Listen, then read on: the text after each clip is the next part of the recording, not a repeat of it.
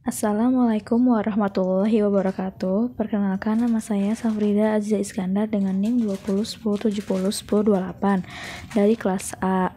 Di sini saya akan menjelaskan tentang tahapan proses fertilisasi pada manusia sampai menjadi zigot dan menjelaskan tahapan perkembangan embrio sampai implantasi.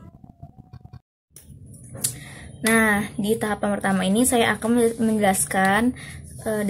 menjelaskan tentang proses fertilisasi pada manusia sampai menjadi zigot. Nah, sebelumnya saya akan menjelaskan tentang fertilisasi terlebih dahulu. Fertilisasi atau pembuahan adalah bertemunya sel telur dengan sel sperma untuk bersatu sehingga membentuklah zigot. Fertilisasi ini juga disebut dengan awal mulanya terjadinya kehamilan.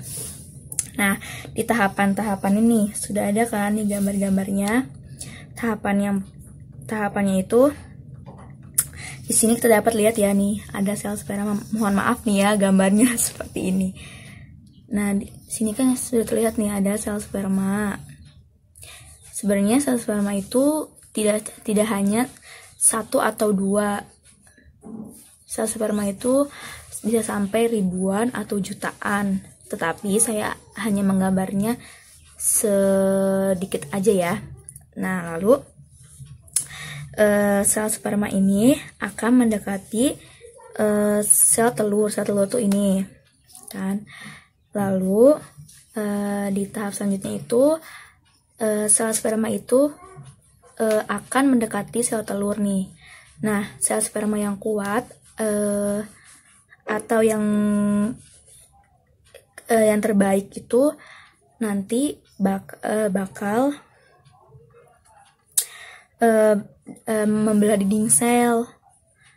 Nah yang ini kan udah ketahuan nih, yang satu ini kan udah mendekati kan. Lalu kemudian satu sperma ini dapat masuk nih ke dalam dinding sel dan mendekati sel telur selanjutnya. Di sini kita lihat ya nih, sel sperma itu kepalanya itu sudah masuk ke bagian sel telur kan. Lalu selanjutnya itu disinilah dimana sperma itu dapat terbelah menjadi dua nih, antara bagian kepala dengan bagian ekornya. Tapi bagian ekor itu terpisah, jadi di mana kepala atau inti sperma masuk ke dalam sel telur nih. Ini inti spermanya masuk ke dalam sel telur, sedangkan ekornya tidak dapat masuk. Jadi disinilah inti sperma dan inti telur dapat bertemu dan menjadi satu. Selanjutnya akan menjadi zigot. Nah, saya akan menjelaskan tentang zigot. Zigot adalah sel yang terbentuk sebagai hasil dari penyatuan antara sel sperma dengan sel telur. Nah, zigotlah yang akan menjadi janin nantinya. Lalu selanjutnya kita akan masuk saya akan menjelaskan tahapan perkembangan embrio sampai implantasi. Jadi, ini tuh folikel ya, ini folikel. Nah, pada saat folikel pecah akan menjadi oosit sekunder. Nah, oosit sekunder akan menjadi ovulasi. Ini ovulasi. Lalu terjadilah pembuahan sekitar 12 sampai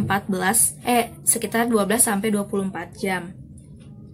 Setelah ovulasi, selanjutnya terjadilah mulai dibentuknya pronukleus. Di sini ya, pronukleus terdapat inti sperma, lalu inti telur dan tubuh kutub.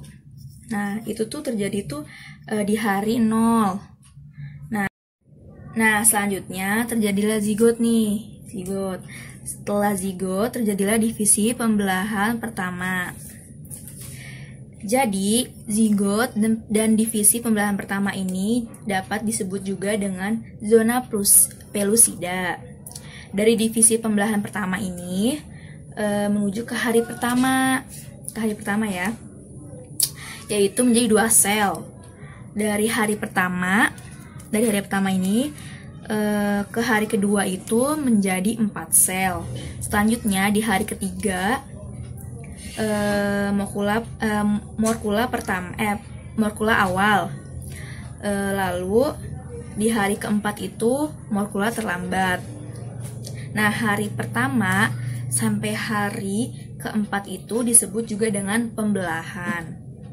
Nah, di mana pembelahan pertama selesai sekitar 30 jam setelah pembelahan di dalam sel induk. Selanjutnya dari hari keempat ini, hari keempat, terjadilah hari ke-6 sampai ke-7 setelah implantasi blastocista fertilisasi. Nah, di sini tuh blastula sudah sampai ke dalam uterus. Uterus tuh ini ya, uterus nih. Uterus atau ke dalam rahim. Nah, jadi akan mengalami implantasi nih. Lalu implantasi atau blastula lalu akan mengalami lagi pemasukan ke dalam dinding endometrium. Endometrium ini ya, dinding endometrium nih. Ini kan udah masuk nih ke dinding endometrium. Nah, di dinding inilah terjadinya proses kehamilan. Sekian video dari saya, kurang lebihnya mohon maaf. Wassalamualaikum warahmatullahi wabarakatuh.